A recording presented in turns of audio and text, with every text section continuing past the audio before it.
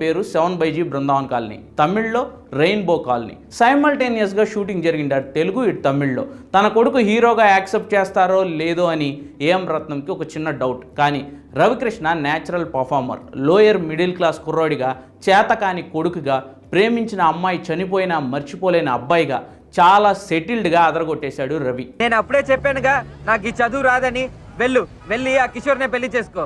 చంద్రమోహన్ సోనియాల acting, Suman Shetty comedy timing, Selvaraghavan taking, ఎక్కడ చూసినా అది కాదు అనిత డైలాగులే వినపడేవి. Yuvan Shankar Raja soulful music, Shreya Ghoshal sensational singing, తలచి తలచి చూస్తే సాంగ్ ఒక సెన్సేషనల్ హిట్ అయింది ఆ రోజుల్లో. సినిమా 2-3 భాషల్లోనూ విడుదలైన అన్ని చోట్ల super hit talk. Best debut యాక్టర్గా సౌత్ ఫిల్మ్ఫేర్ అవార్డు అందుకున్నారు రవికృష్ణ. ఇంత పెద్ద హిట్ వచ్చాక రవికృష్ణకు ఆఫర్లు వెల్లువెత్తాయి. తనకు ఆ టైంలో 30 సినిమాలు వచ్చాయని ఏఎం రత్నం ఓ ఇంటర్వ్యూలో చెప్పారు. ఏం చూస్ చేసుకోవాలో తెలియని అయోమయం